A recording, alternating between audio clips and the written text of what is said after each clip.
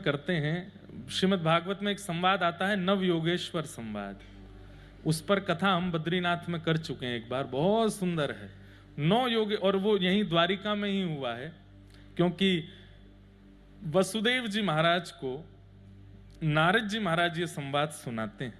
तो वहां पे भक्तों का वर्णन पूछते हैं कि श्रेष्ठ भक्तों का लक्षण क्या है। तो वो कहते हैं, सर्वभूतेषु यः पश्येत् भगवद् भावमात्मनः भूतानि भगवत्यात्मन एष भागवतोत्तमः। उत्तम भक्त का लक्षण क्या है? बोले, जब वो सबको देखे तो सब में अपने इष्ट को देखे, जब सबको देखे तो सब में अपने इष्ट को देखे, लेकिन जब अपने इष्ट को देखे तो सबको अपने इष्ट में देखे। समझ में आई बात? कोई पहेली नहीं है, सीधी बात है। जब किसी और को देखे तो उसमें भी राधा रमण जी को देखे, ये मेरे राधा रमण है, ये मेरे राधा वल्लभ है, मेरे बिहारी जी हैं। आसपास दिखने वाले हर व्यक्ति को, स्वभाव को देखे कि जैसे हमारे वृंदावन के श्री हरिराम व्यास जी के सामने जो भी व्यक्ति आता, थोड़ी देर उसको बोलने देते, उसमें परख लेते कि इसका स्वभाव कैसा है। जैसे कोई क्रोधी स्वभाव का दिखता तो हरिराम व्यास जी तुरंत प्रणाम करते, अरे भैया हमें प्रणाम, अरे तुम परशुराम जी हो भैया, क्रोधी स्वभाव के।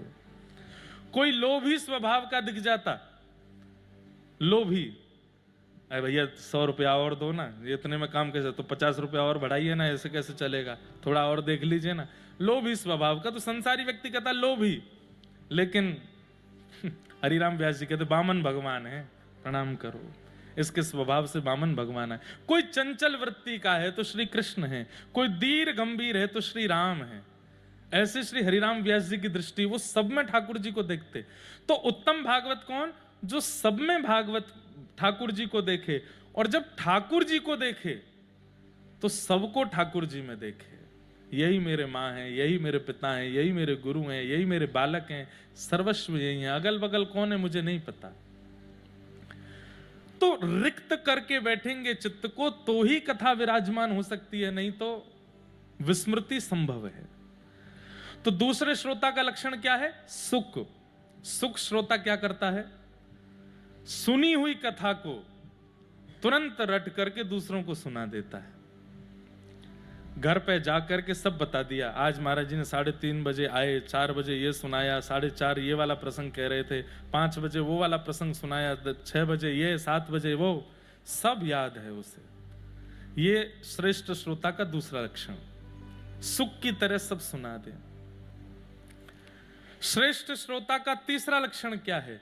मीन, यानी कि मछली। मछली कैसी होती है? आप मछली से जाकर के प्रार्थना करो, हे मछली रानी, पानी तो 10 रुपए का आता है, दूध 50 रुपए का आता है, चलो हम तुमको दूध में विराजमान करते हैं, वो महंगा है। पानी से निकाल के दूध में डालोगे तो क्या होगा? मर जाएगी, नहीं जीवित रह सकती।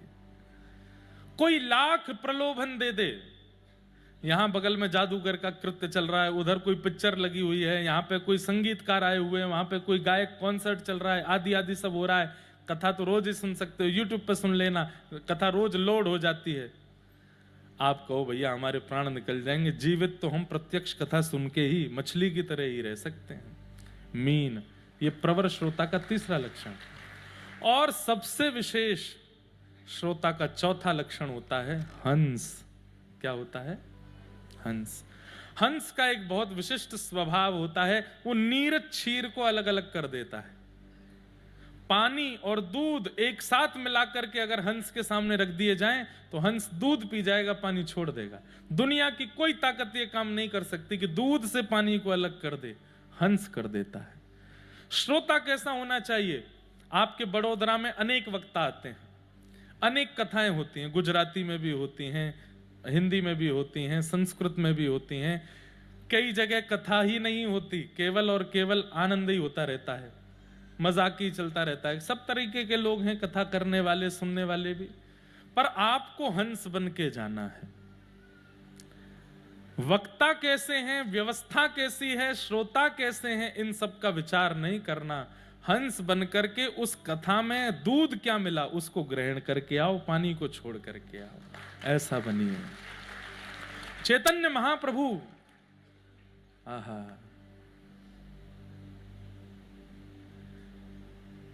दोनों भुजा उठा करके जब कथा में पहुंचे, एक कथा उनका नियम था, जहां कहीं भी कथा चल रही होती थी, ठाकुर जी का सत्संग चल रहा है, महाप्रभु जी का नियम था, चाहे आगे का कार्यक्रम मेरा भले ही डिले हो जाए, कथा में 2 मिनट के लिए जाते थे और सबसे पीछे जाके बैठ जाते और पीछे बैठ करके कथा बस दोनों भुजा उठा के अश्रुपात करते, कोई प्रसंग चल रहा है वो रोते ही रहते थे पूरी कथा में। एक बार किसी वक्ता की कथा में गए, वक्ता कोई बहुत विशिष्ट नहीं थे, लेकिन महाप्रभु जी रोने लगे भुजा उठा करके, तो उनके शिष्यों ने कहा ये व्यास जी तो बड़े सामान्य से हैं, इतनी बढ़िया कथा भी नहीं कहते, आप इनकी कथा में इतने भावुक कैसे हो गए? तो महाप्रभु जी कहने लगे, आओ महाराज विराजो, विराजमान कराओ, वहीं अपने पास ही बैठा लो। आज हमारे भगवती प्रसाद गंधर्व जी आए हैं, बहुत बहुत अभिनंदन। आप भी श्री बड़ोदरा से पधारे हैं विराज।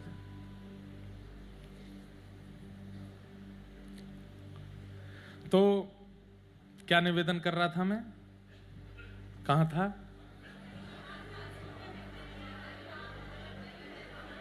हाँ, महाप्रभु जी।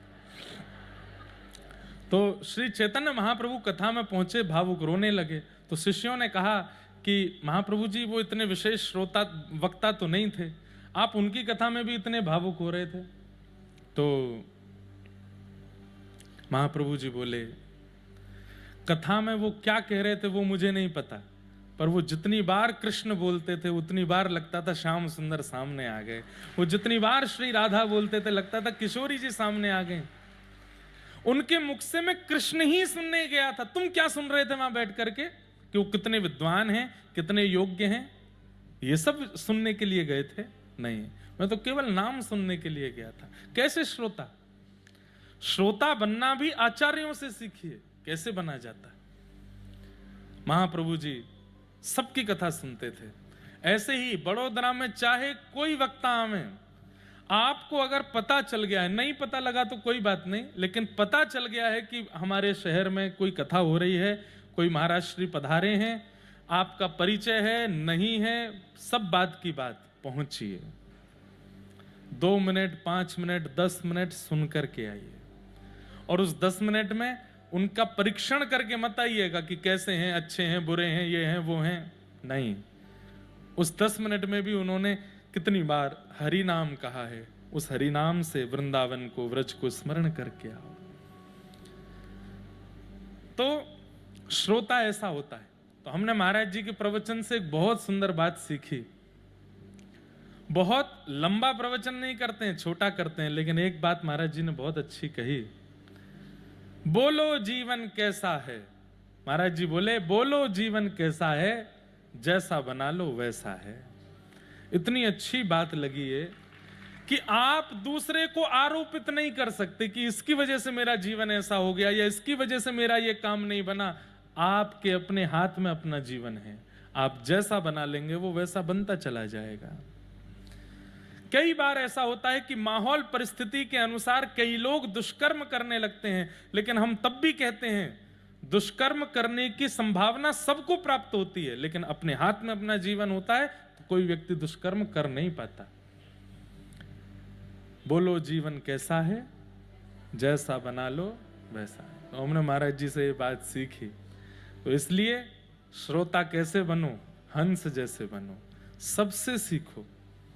आज हमको केजरीवाल जी आए, बड़े हैं, इतनी कथाएं का अनुभव है, आज हमको डांट रहे थे, महाराज जी आपका जो है दिनचर्या बिल्कुल ठीक नहीं है, आप रात में इतना भाग दौड़ करते हैं, सोते भी नहीं हैं, और क्या कहते हैं लोगों से मिलने में इतना व्यस्त हो जाते हैं, कभी कहीं। हमने कि हम क्या करें, इकलौते हैं हम, अपने ही इकलौते हैं।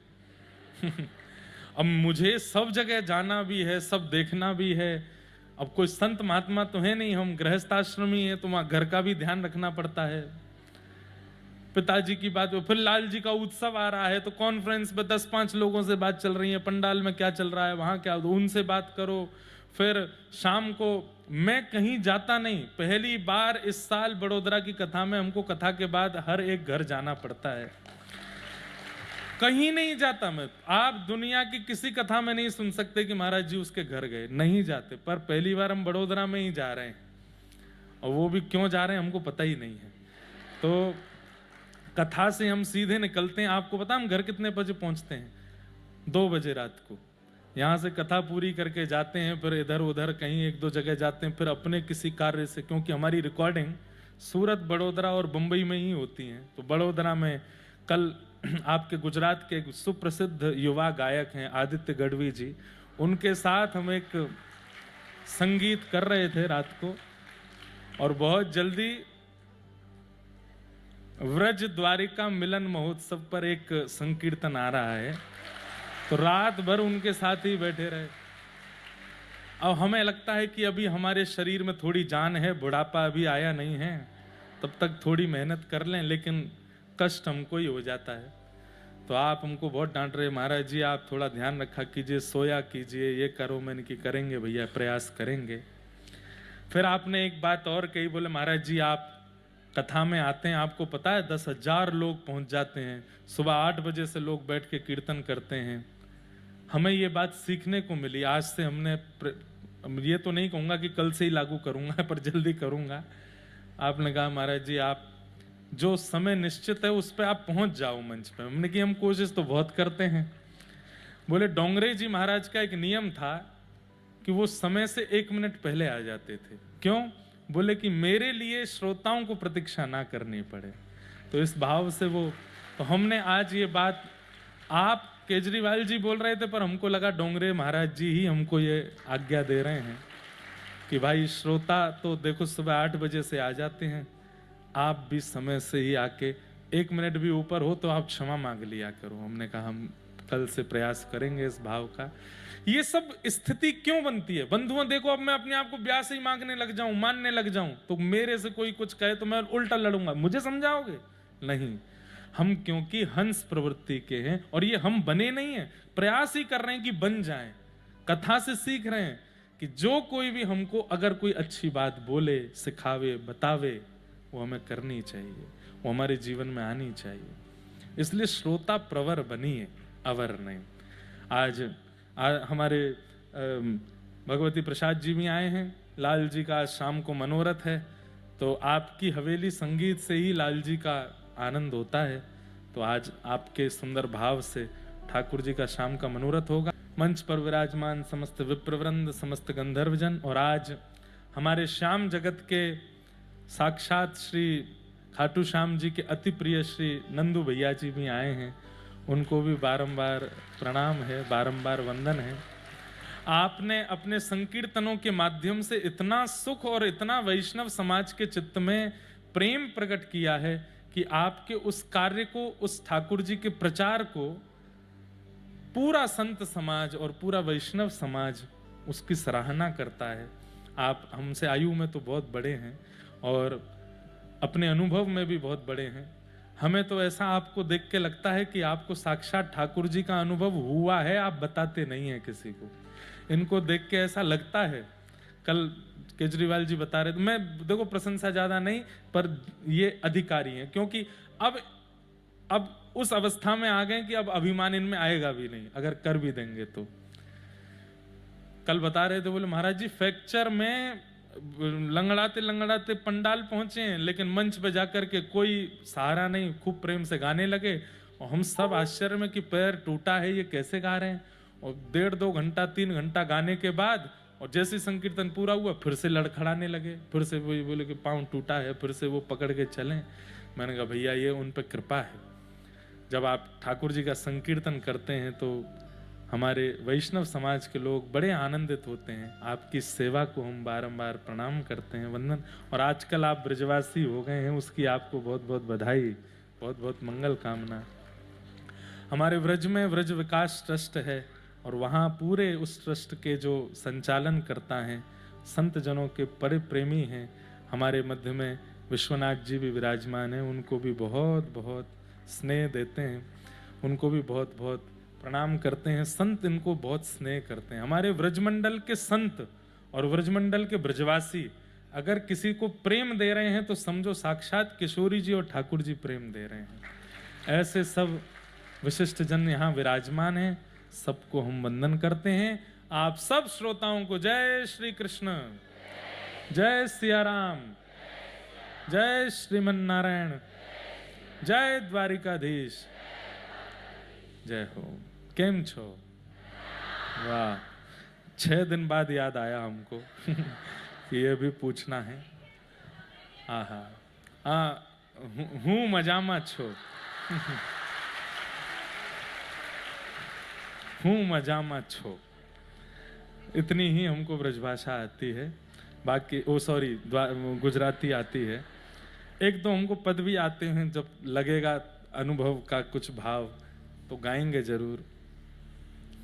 पूरे ब्रजमंडल में आनंद भयो है, क्यों? क्योंकि नंदस्त्वात्मज उत्पन्ने जाता ह्लादो महामना आहूय विप्रान वेदज्ञान स्नातः सुचिरलंकृतः वाचयित्वा स्वस्तेनं जात कर्मात्मजस्य वै कारयामास विधिवत् पितृदेवार्चनं तथा। नंद बाबा के लाला भयो है।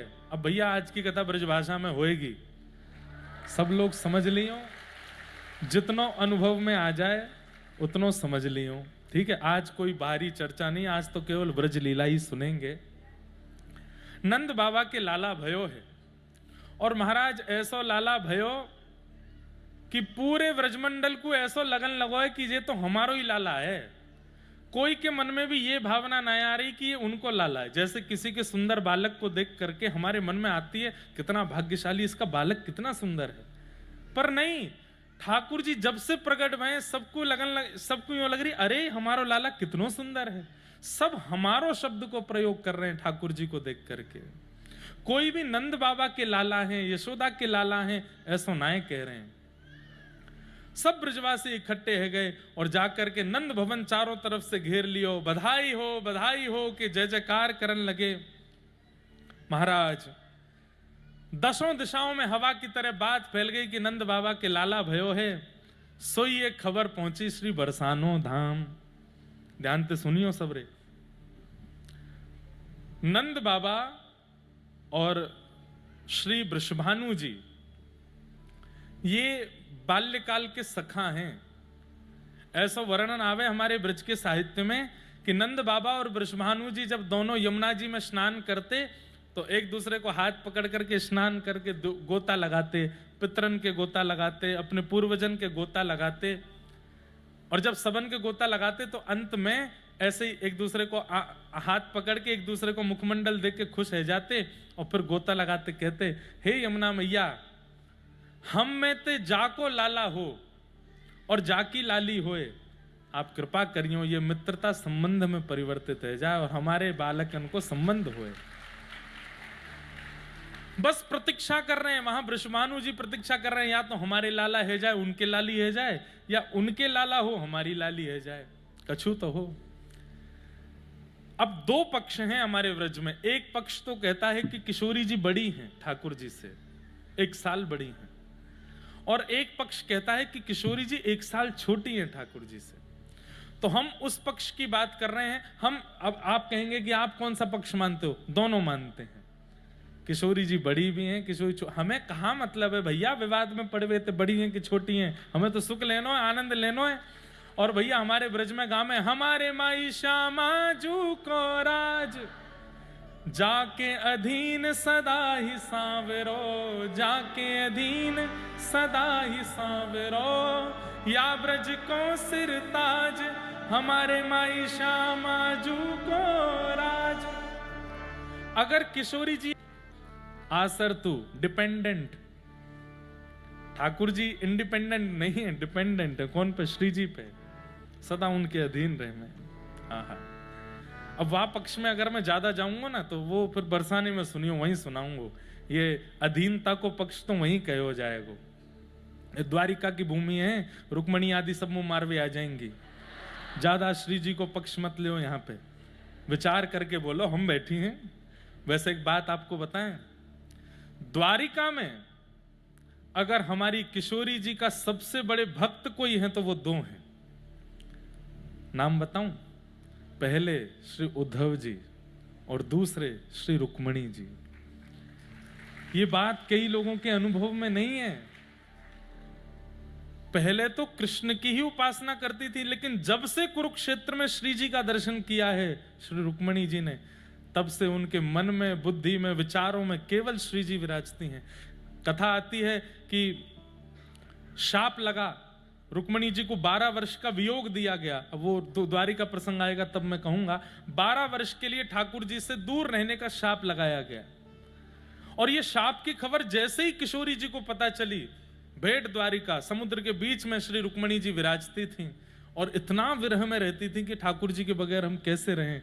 उस समय किशोरी जी की, उस समय रुक्मणी जी की पग पग पर, पल पल पर, क्षण क्षण पर यदि किसी ने रक्षा की है तो वो हमारी किशोरी जी ने की है। किशोरी जी ही अंतर्भाव से वहां प्रकट होकर के, किशोरी जी व्रत छोड़ करके केवल कुरुक्षेत्र गई और कहीं नहीं गई, बाकी अंतर्भाव से, सूक्ष्म भाव से नित्य द्वारिका में रुक्मणी जी को कृष्ण विरह से संभालने के लिए किशोरी जी पधारी। वो एक अलग विषय है, सुनाऊंगा कभी। तो ये पक्ष जो मैं अब सुना रहा हूं, इस पक्ष में किशोरी जी ठाकुर जी से 1 साल छोटी हैं। इसका मतलब लाला को जन्म है गयो है, पर लाली ना है भाई अभी तक। लेकिन जैसे ये खबर पहुंची वृषभानु बाबा के पास, यहां भानु बाबा ने कही, अरे भैया लाला भयो है, चलो। बोले कहा लेके चलें? बोले टीको लेके चलो। टीको समझे? टीको कैसे कहें? संबंध पक्को करवे चलो। लाला के जन्म हेती 1 दिना के ठाकुर जी भय, 24 घंटा के ठाकुर जी होते ही ठाकुर जी को संबंध पक्को है गयो। सब लोग बधाई ले ले करके आ रहे हैं, लेकिन तभी कहा देखो कि बड़ी भीड़ में, गोकुल की भीड़ में नृत्य कर रहे हैं सब, और तभी बीच से श्री वृषभानु बाबा अनेक ब्रजवासीन के साथ में टीको लेकर के आ रहे हैं। सामग्री से पता चल जाता है कि कौन सी बधाई है। भाई बालक जन्म लेता है तो खिलौने लेके जाते हैं, छोटे छोटे टोपी कुर्ता लेके जाते हैं, कुछ मिष्ठान लेकर के जाते हैं, मेवा लेकर के जाते हैं। उससे पता चल जाता है कि भाई ये बालक के जन्म की सामग्री है। पर किसी के विवाह के जन्म की सामग्री, विवाह की सामग्री में, पक्के करने की सामग्री में सबसे पहला सामान नारियल होगा, दूसरा सामान कलावा आदि होगा, तिलक चंदन आदि के होंगे, स्वर्ण का जनेऊ होगा, और उसमें पीली चिट्ठी होगी, और वस्त्र होंगे, माताजी के, पिताजी के, बहनों के, भैयाओं के, सबके वस्त्र होंगे, पुरोहितों के वस्त्र। तो सामग्री से पता चल जाता है कि किस संबंध की सामग्री है। सामग्री देख करके ब्रजवासी बोले, भैया ये लाला के जन्म की सामग्री तो लगना रही, देखियो नारियल जा रहे हैं, ये जा रहा हो, वो जा रहा हो, पीली चिट्ठी जा रही है। तो सब ब्रजवासी गान लगे, नंद महर घर धोटा जायो। आप लोग कहियो बरसाने से टीको आयो। नंद महर घर धोटा जायो, नंद बाबा के लाला जायो। हे नंद महर घर धोटा जायो, यशोदा जी ने लाला जायो। ओ नंद महर घर धोटा जायो, हे नंद महर घर धोटा जायो। अब तो महाराज बाहर ब्रजवासी कहने लगे, बोले बधाई हो, बधाई हो, बधाई हो। बोले काय की बधाई? बोले लाला के जन्म की बधाई तो कल तक की, अब तो भैया की बधाई है रही है। ब्रह्मांड में पहरो ऐसो बालक भयो, 24 घंटा जन्म लेते ही ब्याहू हैरो है। अटारी पर खड़े नंद बाबा ने जैसे ही देखे वृषभानु बाबा टीको लेकर के आ रहे। भाई बधाई गब रही है, नाच रहे हैं, झूम रहे हैं, सब उत्सव मना रहे हैं, यहां तक तो बात ठीक है। पर नंद बाबा मन में सोच रहे हैं, बोले टीको लेके आ तो गए पर लाली तो भई ना है अभी। मतलब दुल्हा को टीको कर रहे हैं, पक्की करवे आ गए, पर दुल्हन तो है ही ना है, अभी तक लाली तो भई ना है। नंद बाबा नीचे आए, वृषभानु जी ने अपने अंग से भर दिए, नेत्रन में आंसू भरे हैं। बोले जय हो समधी जी की जय हो, अरे मेरी समधन यशोदा मैया की जय हो। नंद बाबा संकोच में, बोले आपको भी बहुत बहुत बधाई और सब, लेकिन मैं एक एकांत में आऊं ना, एक बात करनी है आपसे एकांत में। बोले कहा बात है? बोले देखो आप इतनी सामग्री लाए, टीको कर रहे हैं लाला को, एक दिना के लाला को टीको है गो, गले में सोने की चेन पहनाई है महाराज, वहां में पद्मराग के कंगन पहनाए हैं, मणि लगी है, पामन में पाजेब पहनाए, वारे दुल्हा राजा। एक दिना के लाला को ऐसो दुल्हन जैसो श्रृंगार कियो है, आकर के सब सामग्री भेंट चढ़ाई है। पर नंद बाबा बोले भानु बाबा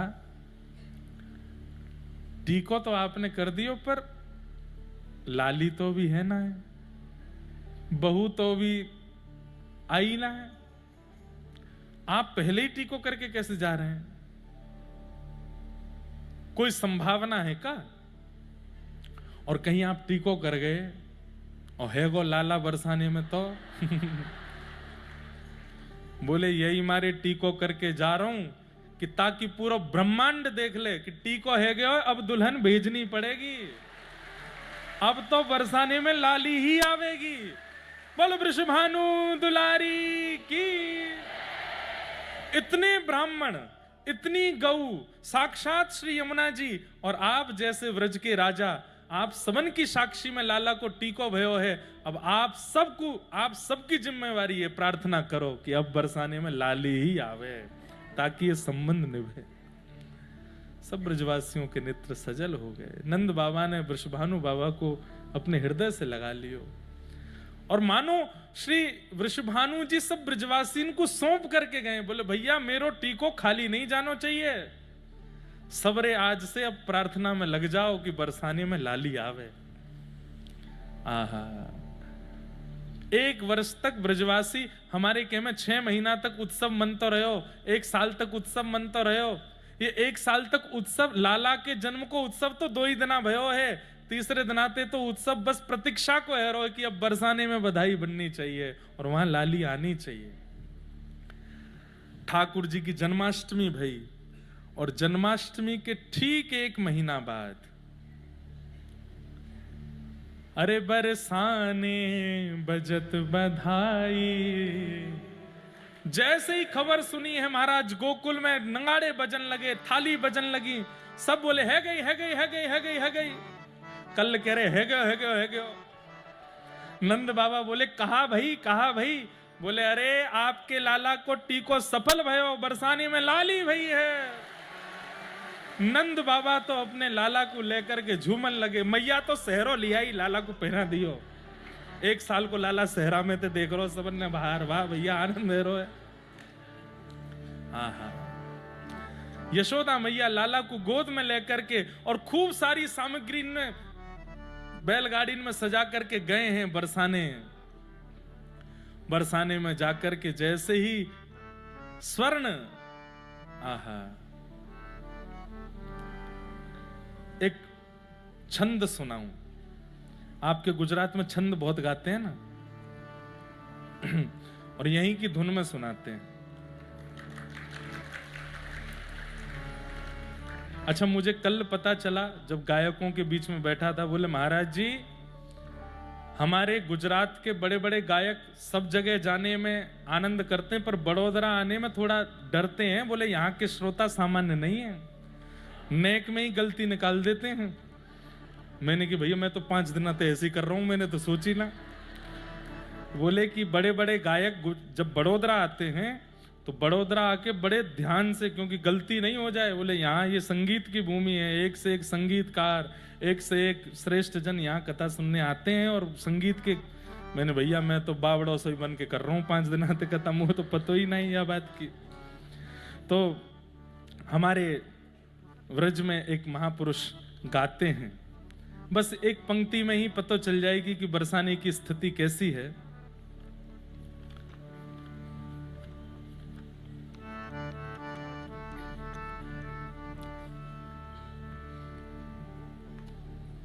हे जीने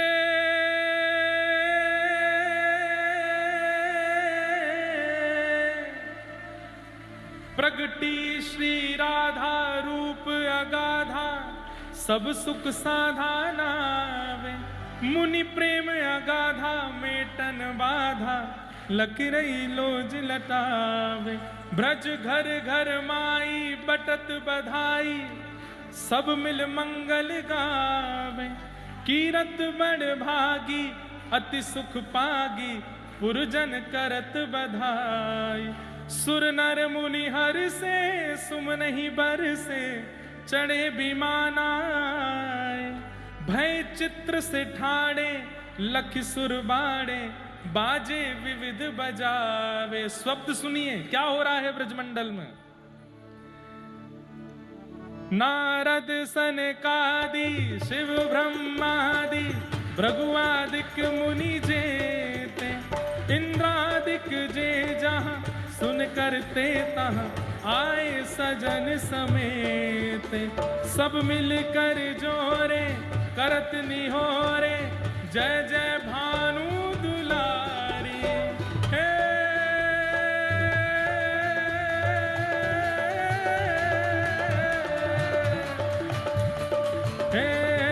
जय कीरत कुमारी, जय हरि प्यारी, जय जय सुखदातारी।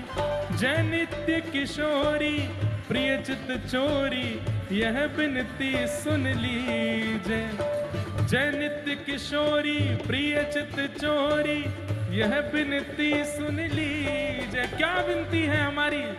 हे किशोरी जी, हमारी एक ही विनती है। क्या हो? ब्रजवास ही दीजे, ब्रज रस पीजे, चरण शरण गह लीजे। कर जोर मनाऊं यह वर पाऊं, दंपति यश नित गाऊं। पद कमल सुतोरा महु मुस मोरा, मन नित जहां बसाऊं।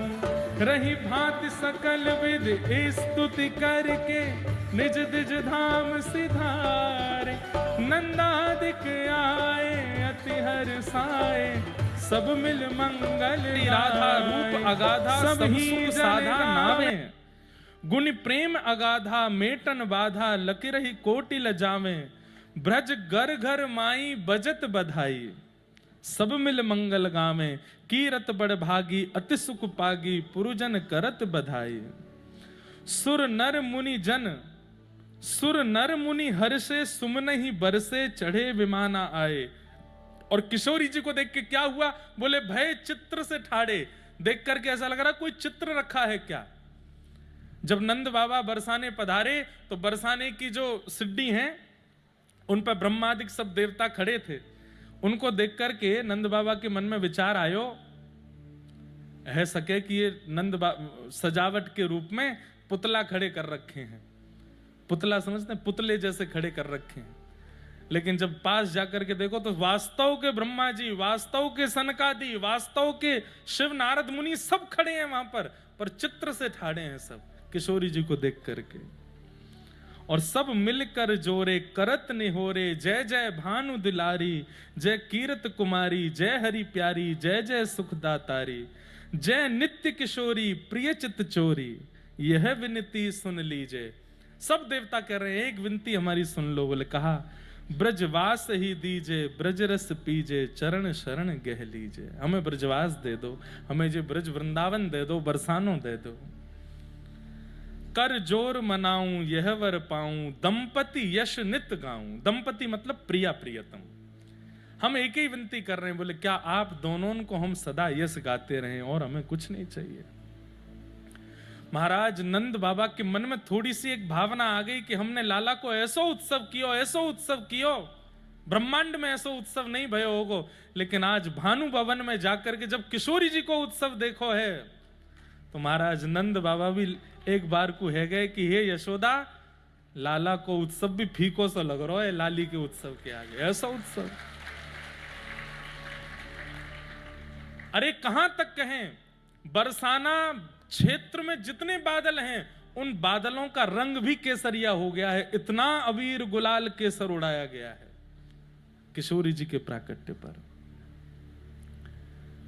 यशोदा मैया ऐसे दिव्य दिव्य रत्न आभूषण मणि माणिक सब लेकर के गई हैं, लेकिन जैसे ही किशोरी जी को पलना में झूलते हुए देखा, यशोदा मैया नंद बाबा से बोली, कहां दूं या लाली को?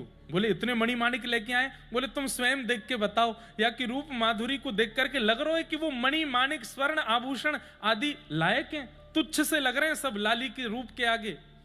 बंधुओं, जन्म लेने के बाद 2, 4, 10 दिन तक बालक का रूप नहीं आता, वो सामान्य से ही लगता है, सब बालक एक जैसे ही लगते हैं। अगर 2, 4 बालक एक साथ जन्म लें और एक साथ उनको धर दिया जाए, उनकी मैया नहीं पहचान पाए मेरो कौन सा। कॉम्प्लेक्शन अलग हो सकता है, बाकी रूप एक जैसे ही होते हैं। लेकिन एक दिन की लाली को देख करके ये विचार करनो कि मणि माणिक कौस्तुभ मणि आदि सब फीकी हैं, तो सोचो कि जन्म लेती किशोरी जी कितनी सुंदर होंगी। अष्टदल कमल जैसा सुंदर पलना है और वहां के बीच में किशोरी जी लेटी हैं। जैसे ही श्री नंदरानी जी ने देखो, सब सामग्री फीकी लग रही हैं।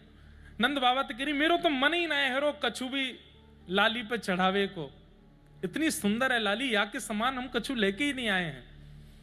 सोई गोद में यहां कमर पे लटके हुए लाला, धीरे ते मैया खुजान लगे, बोले मैं हूं ना रत्न। 1 साल के लाला मैया को खुजान लगे, बोलना तो जाने नहीं है। मैया ने जैसे ही लाला देखे, नंद बाबा तो बोली मिल गयो रत्न। बोले कौन सा? मेरे हृदय को नील रत्न, याते बढ़िया रत्न नहीं मिलेगा। अरे वृषभानु बाबा, अरे कीर्ति मैया, आज आपकी लाली को दिव्य रत्न मोह दिखाई।